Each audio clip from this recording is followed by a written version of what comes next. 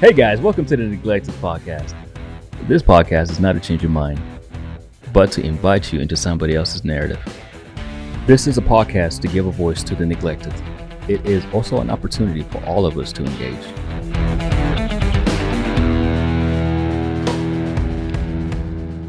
What's going on, everybody? Welcome to the Neglected Podcast. My name is Nick Schultz. You can hit me up at Schultzy Time. We are at For the Neglected. We are at City Church. They're hosting us. Producer Quinn, like always, is over there. Thanks for being here, Quinn. You're the man. And we have a very special guest today. Like always, he is Dave Lotz, or like I like to call you, Diamond Dave, since I've known you. Yes, for quite a while now, you've called me that. I don't quite understand why, but that's quite all right. I think our viewers and listeners will understand once they get a better picture of who you are. Maybe they'll know.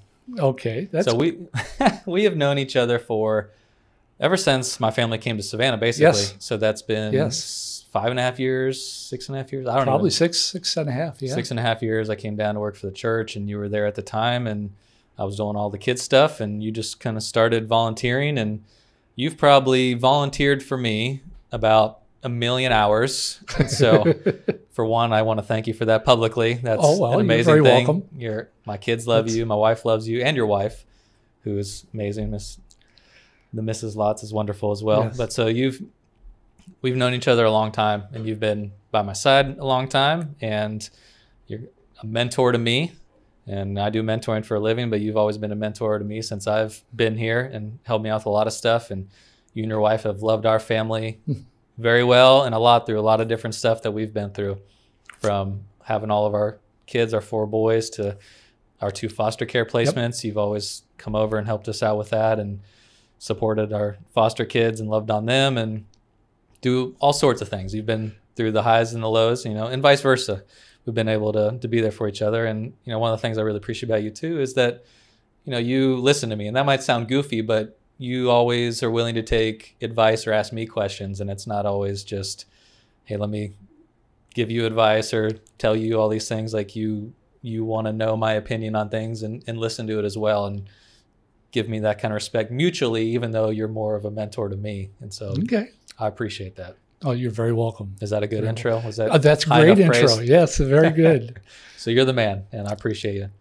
So like always, we start our podcast off with just tell us a little bit about little Diamond Dave and where you grew up and kind of the background of your family and the area you're at, and kind of give us that context a little bit. Okay. Well, all started off in a little town called Burlington, Iowa, Midwest. Grew up with those Midwestern values.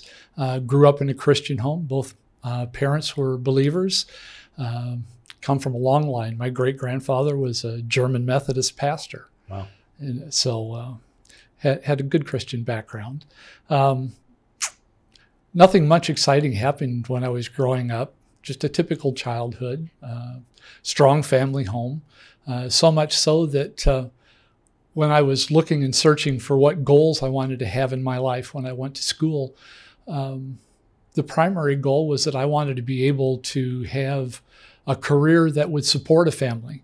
I desired to have a family and to be a father and to be close to my kids and be able to guide them and direct them. Mm.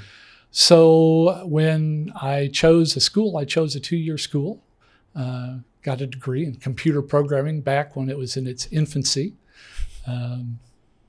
Back in the 70s. Gosh, wow. That's a long time ago. So, you went from a typewriter to like this huge box of a computer? Yes. Punch cards, the whole 9 works. Ooh. Yes. While in college, I kind of rebelled a little bit against my Christian background. I wanted to experiment and try things out, and did things that now that I regret. But it was all part, I think, of learning where I was and what I valued.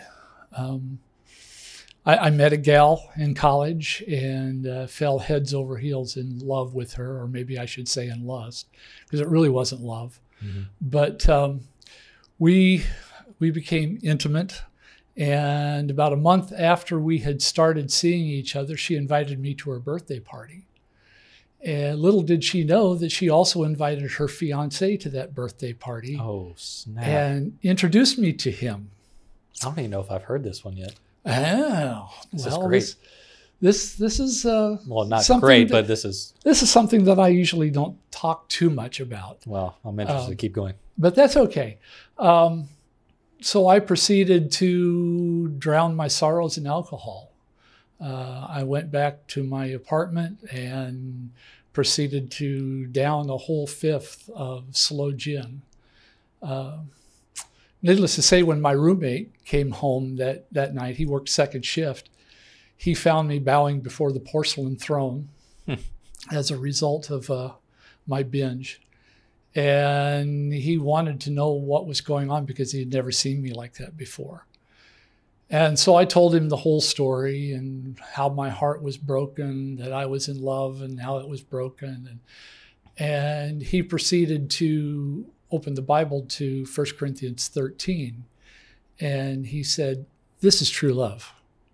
What you had was not true love. And you need to understand what true love is." Well, even after having grown up in the church and spent 2 years earning the God and Country badge for scouting, I still didn't have a personal relationship with God. And so that passage was new to me. I had never seen it before.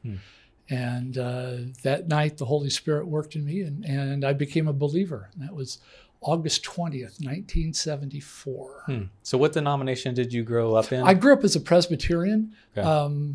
Family history was Methodist. Right. But my mother was from the Presbyterian church, and my father went to the church in order to honor her beliefs. Gotcha. So it's a very petrified Presbyterian background, very stoic, very rote in the worship. You knew exactly when to stand, when to sit, what songs were coming next, and all of that. You could just sit there and check it all off. You know what's coming. You bet. You bet. Were you wanting to rebel when you were younger? You said you rebelled when you were in college. Just when you were growing up, you were just fine with everything? Or it was just like, hey, it's my religion, it's a thing, whatever? Yeah, I started in my senior year. I started with the foul language and the sneaking drinks in the back of the band while we were at concerts. So it actually started before college, but college is when I really let go.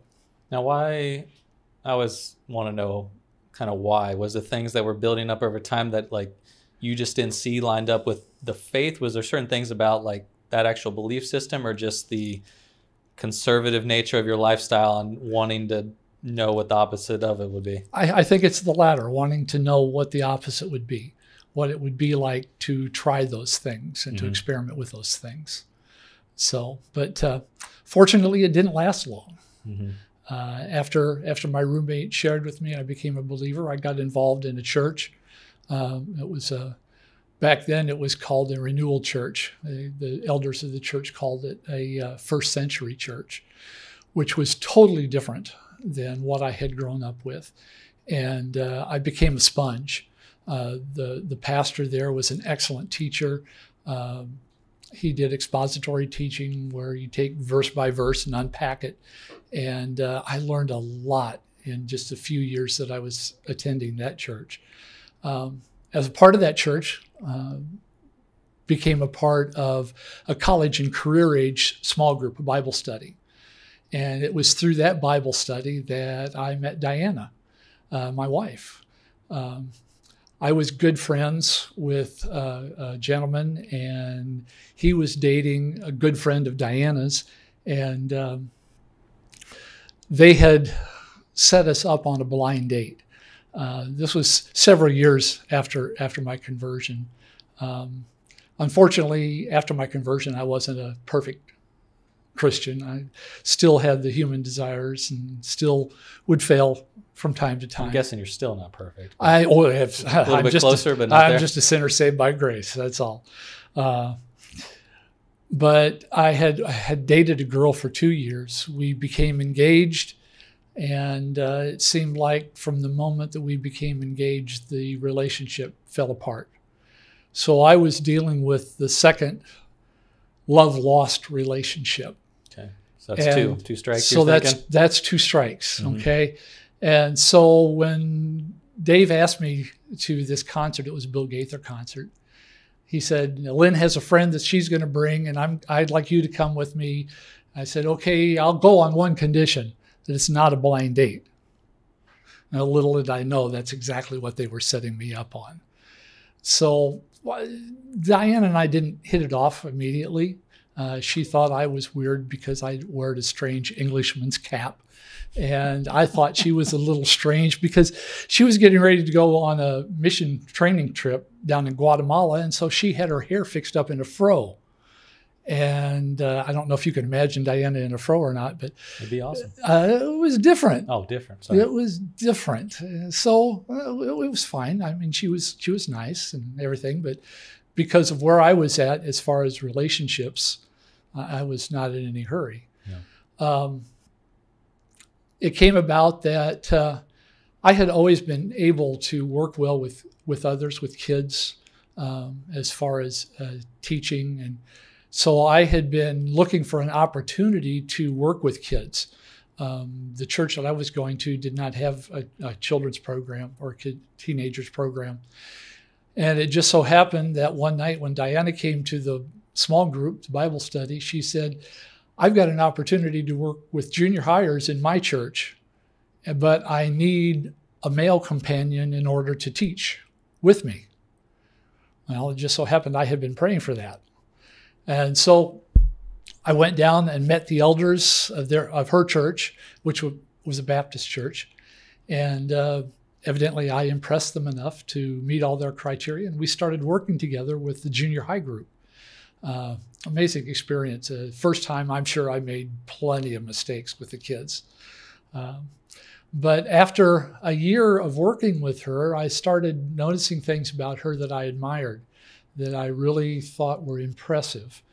And I'm going, oh, am I really ready for another relationship? So I threw out a fleece and said, okay, God, if this is a gal you want me to be with, she's going to have to ask me out first on a date. Oh, wow. I mean, we're working together, but if you think this is going to be something that I need to get involved with, you think she's the one, she's going to have to ask me out first. Didn't take 2 weeks. I was taking her home one night and she goes, oh, we're in trouble. No, we're good.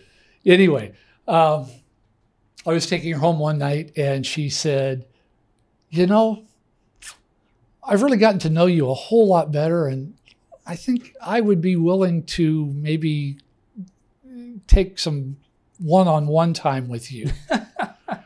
And I go, one-on-one time? Well, that sounds like you're being asked out. I said, a date?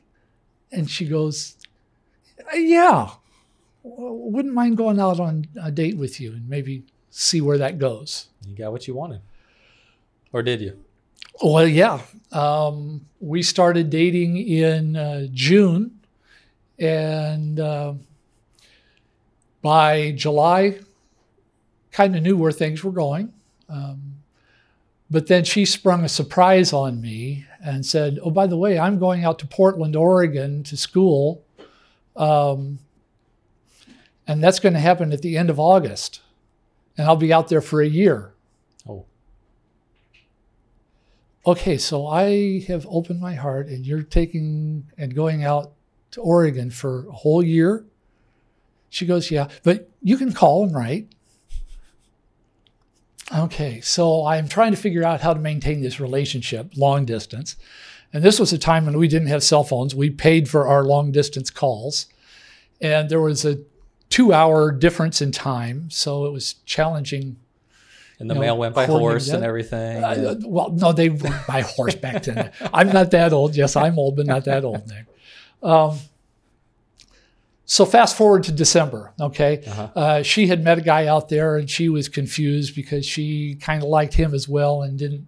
She goes, I only thought you could really care for one person at a time. And so she was struggling. Oh, boy.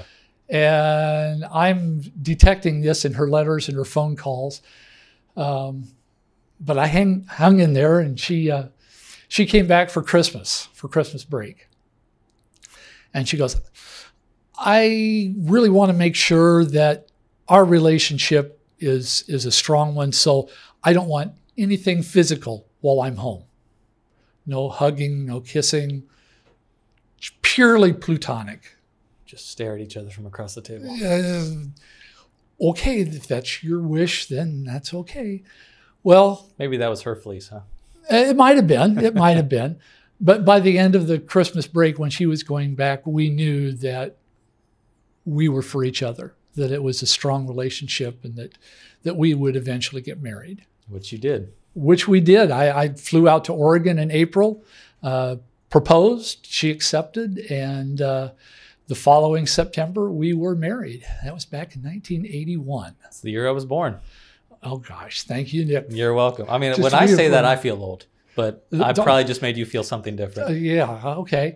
So that was one step closer to my ultimate goal of being, having a family and being a parent. Yeah. Well, let's go towards that. Fast forward, we had 3 boys. Mm-hmm.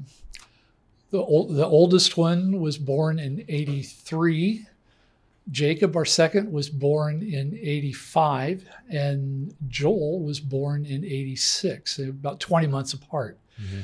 But there's some interesting things that happened in that span of time. Yeah, and that's definitely what we want to get to, because, I mean, obviously wanted to hear about your whole life for sure in the podcast, but you went through a very distinct, difficult period of time with your family, through your marriage, through your parenting, because of the challenges specifically with one of your boys. And right want to kind of talk about that and how you found that out that was about to happen, and take us through that process. Well, it started in September of 1986. Jacob, our middle son, was almost 20 months old, and he was diagnosed with type 1 diabetes. Mm-hmm. We had no clue what was going on. He was losing weight. He was drinking a lot. And it was surprising because Diana, being a registered nurse, didn't even recognize the symptoms. Mm-hmm. So at 20 months, we had him in the hospital with juvenile diabetes, and he was in the hospital for 2 weeks. But in the meantime, the doctor, when we were ready to admit him, asked Diana, well, you're 8 months pregnant. Where are you delivering? Because we're going to admit Jake. And so Diana said, well, at the hospital, we're going to admit you. He goes, that's good. And so we were in the hospital 2 weeks with Jacob, learning all there is to learn about type 1 diabetes, mm-hmm. About the shots and the glucose sticks and the monitoring on a 20-month-old kid. Mm-hmm. Diana was pretty good with it, but it just blew me away. Mm-hmm. It was a really hard learning experience for me. But then in November, our youngest son was born, Joel. Mm-hmm. No complications. Everything was fine. But through all the ordeal we had with Jake, we were ready for a break. But unfortunately, that break didn't come. The following March, the day before our oldest son's 4th birthday, okay, he was complaining of stomach pain. And so Diana, being the nurse, it was located in his lower right side. She goes, it must be appendicitis. Mm-hmm. Okay, so she took him to the doctor, and the doctor said, yeah, it might be. Why don't you take him home and watch him overnight, and we'll see where that goes. Well, the next morning, he was just doubled over in pain and going, Dad, I hurt so bad. And so I called Diana at work, and I said, I'm going to bring him into the doctor. Why don't you meet me there? So we took him to the doctor. The doctor took one look and started opening drawers and throwing things around and looking for a tape measure. And we're going, why are you looking for a tape measure? And he said, I want you to look at his right testicle. It is 3 times the size that it was yesterday. Wow. Oh. What does that mean? Yeah. And he goes, we're going to the hospital immediately. So they took him into surgery. We're waiting in the waiting room with Diana's folks. And an orderly came out and gave us progress on the surgery. He goes, things are going fine. It's probably just a strangulated testicle. It happens all the time. No problem at all. Well, the doctor came out after the surgery. He called us into a private office and proceeded to tell us that our almost 4-year-old son had cancer. He was diagnosed with a rhabdomyosarcoma. Never heard that before, did you? And Diana sat there and she goes, "You're telling me that our son has cancer?" The doctor said, "Yes, ma'am, that's exactly what I'm telling you." No, wait a minute. You're really telling me that our 4-year-old son has cancer? Yes, ma'am, that's exactly what I'm telling you. Well, that led to several exploratory surgeries, checking lymph nodes for mastization and looking for spreading and things like that. And so 3 surgeries later, a year's worth of chemo, and all that entails the hospital visits, the being super careful about exposing him to other kids with colds or the flu, because, with cancer, they drain the immune system down to absolutely nothing in order to fight the cancer. Along with caring for, a 2-year-old that has diabetes and a newborn infant to boot. Well, let's just pause for a second right there. And it's just the two of you. Are you getting any kind of family support or people at this point you're letting people know what's going on? Oh, yes, definitely. We the church that we were attending, the small group that we were participating in, the grandparents, all were super in providing support. I had a boss that was very not understanding. He was very inconsiderate. And once my vacation time was used up, would not give me any more time off. Wow. And so we were dependent upon the people around us to provide the support because I had to be at work. I could not take time off. So we were dependent upon, and they were great. They were supportive. And had it not been for that support that we received, I think things would have turned out a lot differently. During that time in the hospital, other kids Josh's age passed, and there were at least 2 divorces that happened because of their child having cancer. They just focused totally upon themselves. They withdrew, and it just became to a point where they just did not want to live together anymore. Yeah. I definitely want to talk about that tension and the difficulty of. It's very tense. The strain on the relationship was just immense because you're so focused on the kids with a newborn, and all that requires just in and of itself. Yeah. But then the extra care of the 2-year-old with diabetes, with the shots and monitoring the blood sugar, and then to be dealing with hospitalizations and the cancer treatments, and watching your 4-year-old son go through all this. Yeah. One of the hardest things that I have ever done in my life was signing the consent papers for chemo on Josh's 4th birthday. Wow. Not the hardest thing in my life, but it was one of the hardest. Yeah. People thought we were nuts. That following June, I believe, we decided to take a family vacation. We had had enough of the hospitals. We just needed to escape as a family and spend time as a family.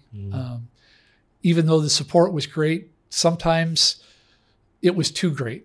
People were, really wanting to help, but sometimes it was just a little bit too much help. Just need some space. And we needed some space. Yeah. So we packed the 3 kids up and we took a train trip out to Seattle, Washington, and spent a few days out there, and took the train down to Los Angeles and spent a couple days down there and came back to Iowa. People thought we were nuts, packing up all the diabetes supplies, packing up all of the cancer supplies.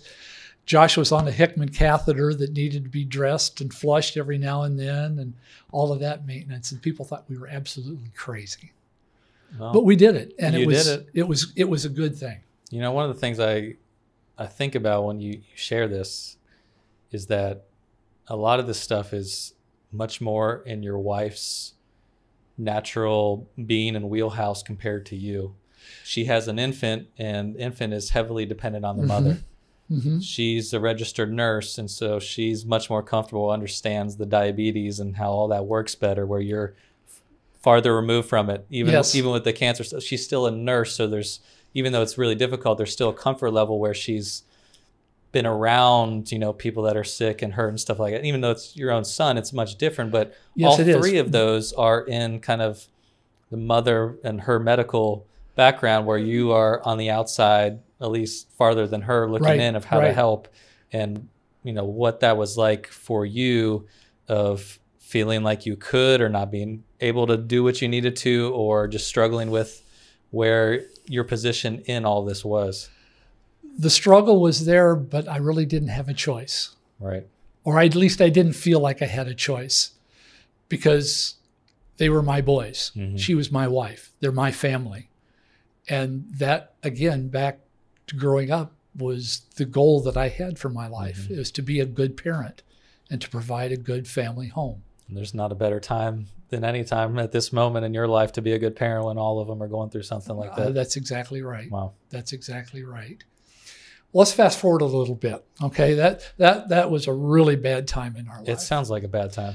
But that was not all with Jacob. The diabetes wasn't all that was going on with him. We had noticed early on that he used his right hand much more than his left hand. And it was so cute when he would nurse with a bottle. The bottle then was a plastic one with an open end. He would hold the bottle with his right foot. And we're going, isn't that odd? Well, as he started growing and starting to speak, we noticed that there was a slight speech impediment. He was slow in picking up things. And so we had him tested, and they said, well, yeah, there's definite paralysis in his left hand and his left foot. We think with physical therapy and occupational therapy, we can really help him. So we were doing all of that, and that proceeded on until we moved to Colorado. And when we moved out there, the stress and his age revealed some things that we had not seen before. We started seeing behavioral issues, rapid increases in his temper, physical outbursts, really, really serious behavioral things, especially at home. Not to a degree at school yet, but there were a few instances in school. So we had him tested out there, and they did an MRI and revealed to us that he had a partial brain malformation. Jeez. The right side of his brain had not formed properly, and that caused the left-sided paralysis. And since he was starting to go into puberty, the hormones started kicking into behavioral problems. Wow. So we did okay the 2 years we were in Colorado Springs. But when we moved to St. Louis 2 years later, the stress brought the behavioral issues out even more. We went through all of the special needs programs, the IEPs for school, making sure that he had all of the adaptations necessary for him to be mainstreamed in school and not have to be tutored privately. He did well until he got into high school. Mainstreaming high school, he had difficulty with peers. The peers had no comprehension what his difficulties were.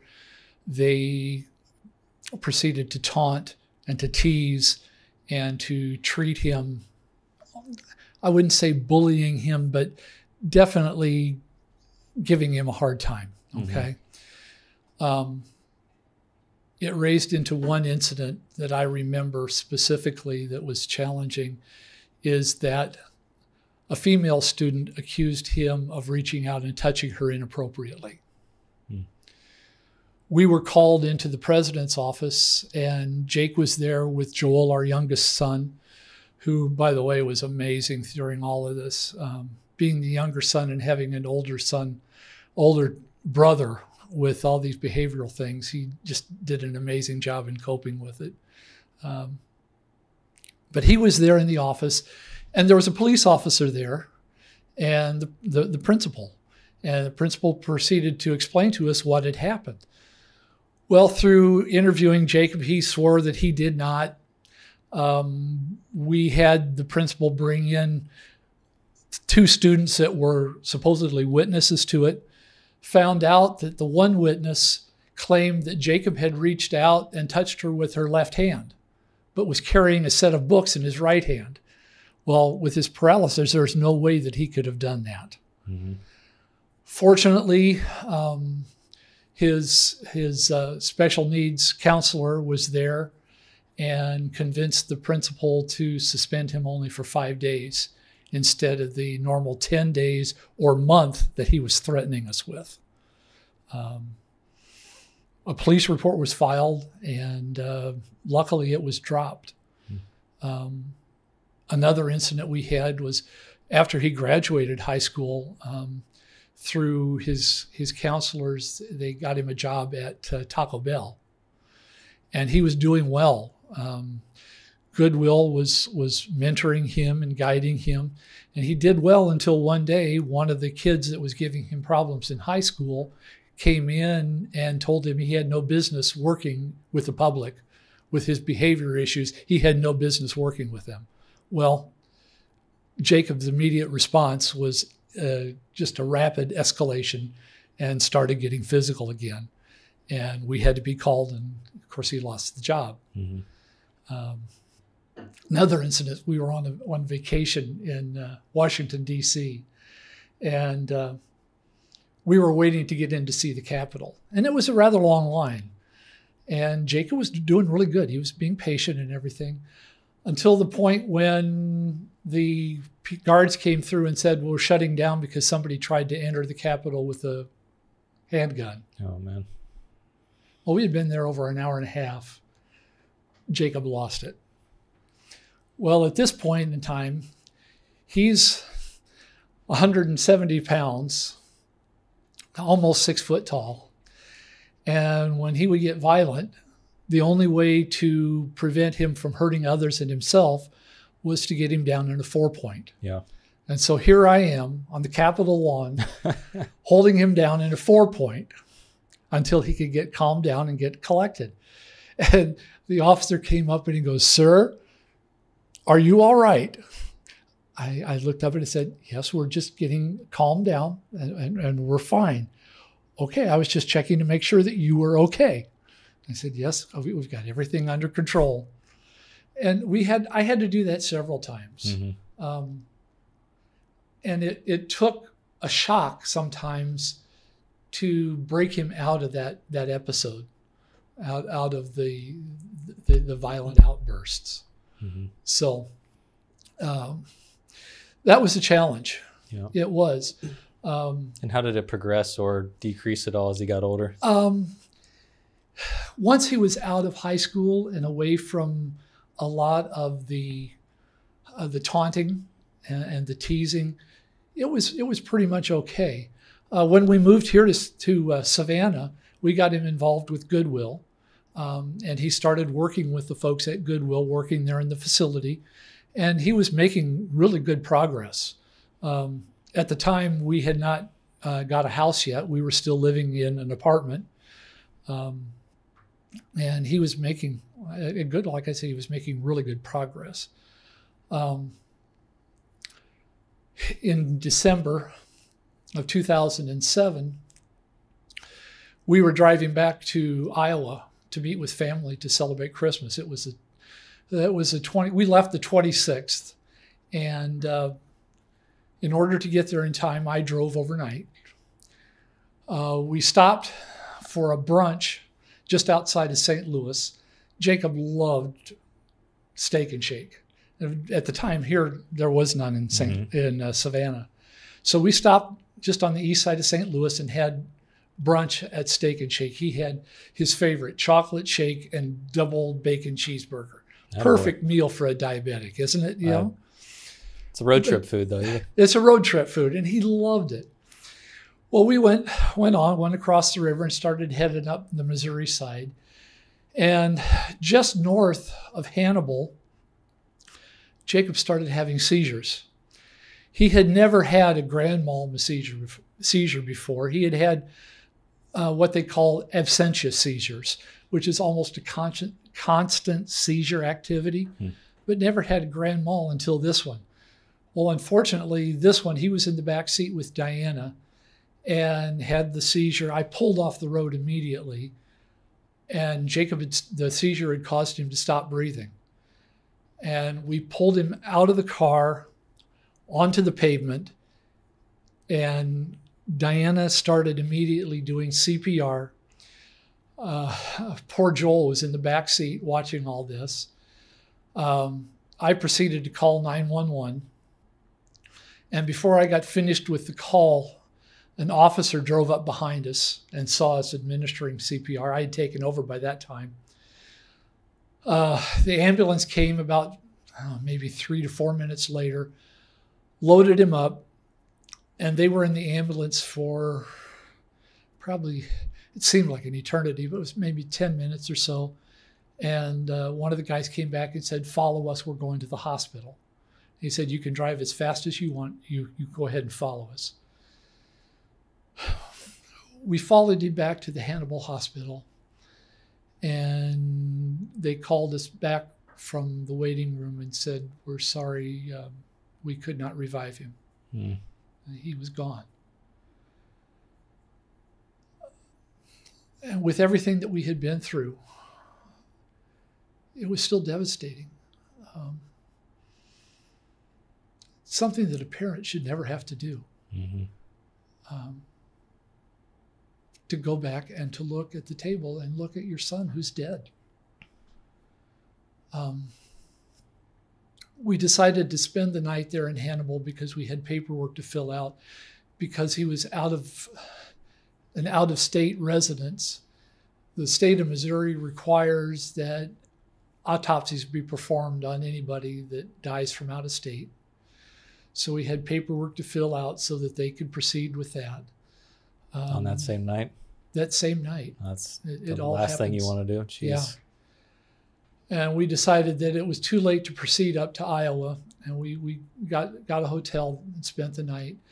The next day we drove up and proceeded to have family Christmas with everybody. Wow. And it was probably the best thing that we could have done.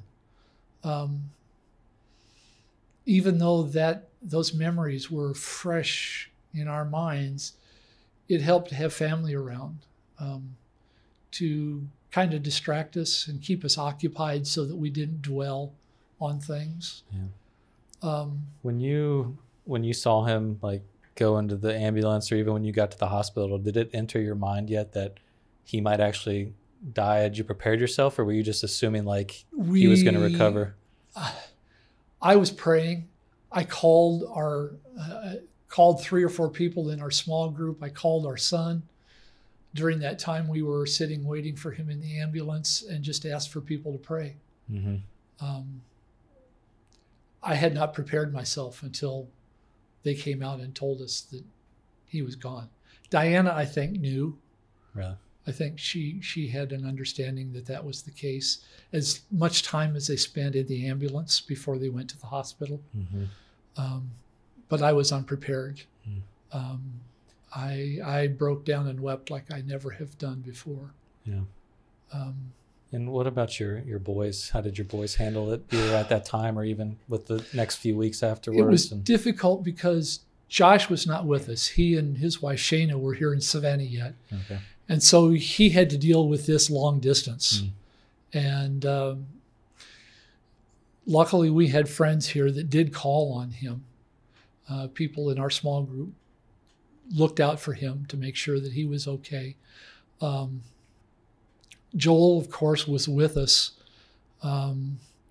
He really didn't say too much.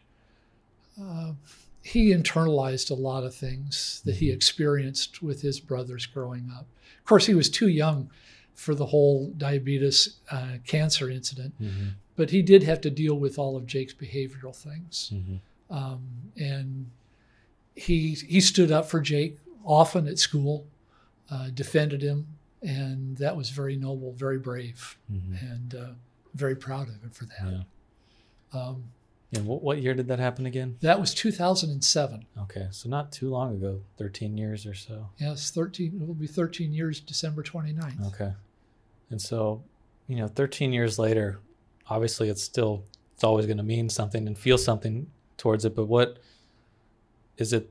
A certain time of year? Is it the date when that happens? Is it just thinking about it and talking it through, or like what does it still do for you? And maybe it's still a combination of all the things that you had to go through when they grew up. Does it take you back to like everything, or is there just like certain moments? Or to be completely honest, the months of December and January, I fight depression every time. Really? My mother died around Christmas time after a car accident. My father died in January. Jacob, of course, died in December. So that period of time, even though it's a joyous time for believers, for me it's not. And I do struggle with depression. It's a fight I think I will always have. And it's really, really enhanced during the months of December and January. So again, back to the beginning, there's no way I'm perfect. I have a sin nature and I have faults just like everybody else. I hope that I deal with them in an appropriate way. Sometimes I do have a temper, and Diana will attest to that. But it's more under control now than it ever was. So. Did she deal with things, you don't have to speak everything for, but do you have different personalities where you've dealt with kind of the trauma stuff in different ways? Yes. You've had to learn how to respect each other and how you deal with things? Yes. Diana wants to vocalize everything. She wants to talk things out. Me, I internalize.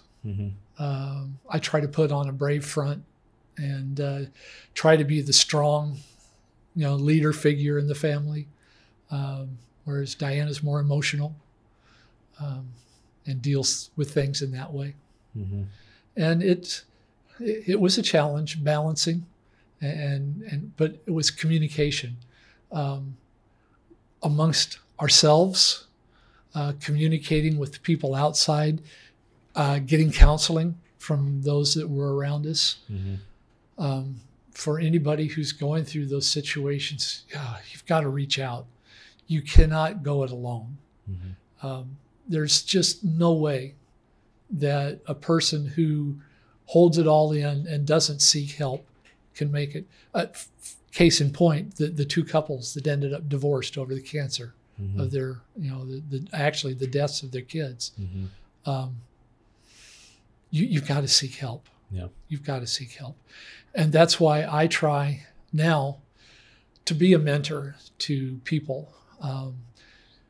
It's hard for me to be a mentor to people who are going through the same things I'm going through or have gone through. But I do reach out.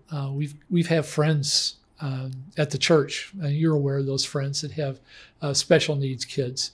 And just being there and listening and helping them through. So, it's important. And I kind of follow-up question to that in a second, but a couple of last questions. And one of them was just, I know you're very strong with your faith and what you believe in that, and just wondering, looking back at it,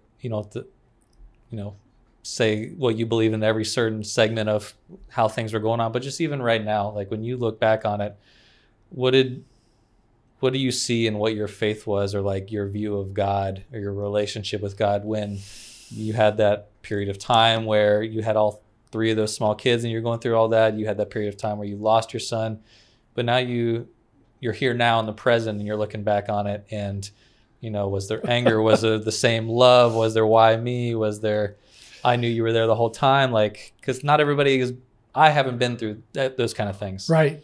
So I'm just interested of what you look back and see. It's wonderful how God gives us 20/20 hindsight. We can't foresee these things in the future. I had no idea graduating high school and going into college that I would face anything like this in my life. Right. I wish I could sit here and tell you that I was the spiritual giant, the strong, faithful, triumphant Christian. No, I can't say that. During those times, my faith ebbed and flowed. When Josh was diagnosed with cancer, both Diana and I were angry at God, which I think is a normal reaction. Mm-hmm. Why? You've got to ask yourself, why does this happen to a 4-year-old? And God, why did you allow it to happen? Mm-hmm. And then when Jake passed, God, he was 22 years old. Yeah, sure, he had difficulties, but he was learning, he was adapting, he was growing. Why? Why did it happen? And being human, yes, I was angry. I was very angry. But it was through the help of those around me, the community that we had become friends with, that we had been close with, that helped us see that it wouldn't destroy our faith. Those events wouldn't destroy our faith, that we would come out stronger. And the promise of James chapter 1 is very true. You have to consider it all joy when you meet various trials, because they do build strength, they do build endurance, they do build faith. So, yeah, that was what it was like. Yeah. Yeah. And, the question we always ask at the end too is if somebody has gone through any of what you've gone through, had a child that's been diagnosed with something or lost a child or special needs child, what can somebody do, especially on the outside looking in? Hey, I have a friend who's going through this. What tangible ways can they just show support and enter into someone's life like yours to not fix anything, but just show you care and really make a difference? As I said before, the main recommendation is reach out. Don't isolate yourself. Find people who are willing to listen.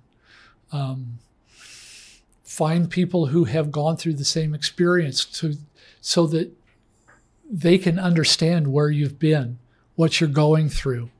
One of your podcast people here recently has gone through the loss of a child due to cancer. And just being there for her at those times. Mm-hmm. Again, reach out. Yeah. And if they don't know of anybody, contact you and set them up with me. Mm-hmm. Diana and I would be happy to sit and listen and to talk with them. And was it okay for people to reach out to you? Sometimes people think like, oh, he's got so much on his plate. Their kids are going through this. It's like, it's not a bothersome thing for someone to reach out to you and just say, hey, I'm here for you, or let me know, I want to help you this way. Like you want people to, bother you in a sense. Like, don't just keep us out of your thoughts. And that's right. Like because you're not going to go reach out to everybody when you're in the middle of that. Well, you need people to step in to like. We don't know. Yeah. We have our close friends, people that we associate, that we work with. And we're not always aware of those needs, even within the church. Yeah.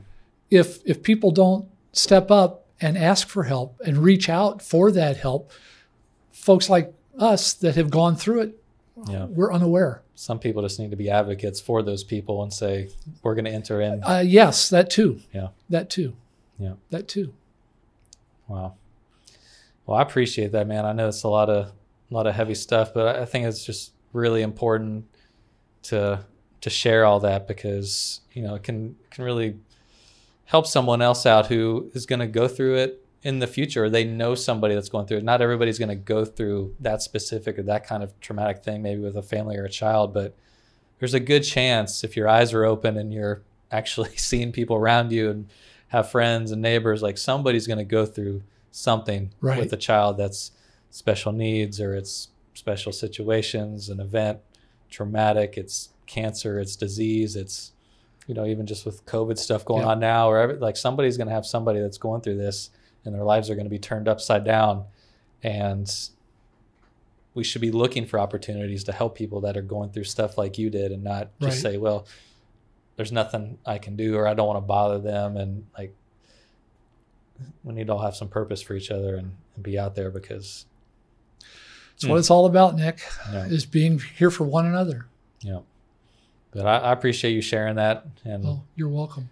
appreciate you being in our life and in my life. And, you know, I remember you sharing all those things with me for the first time when we really connected, and, Yeah. you know, had a great impact on me, because here are all these things you went through. And like you said, the ebb and flow of your faith, and how angry and how hurt and all the things you went through.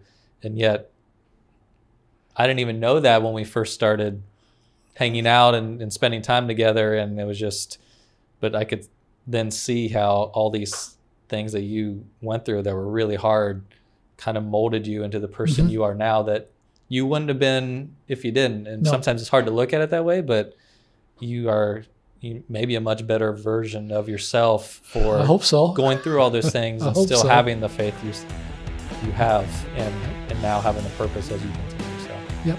I appreciate it. Very good. Appreciate you and your wife and your family. You too, and thanks for being on the podcast, man. Appreciate the opportunity. All right. Y'all have a good time, and we'll see you next week. Peace.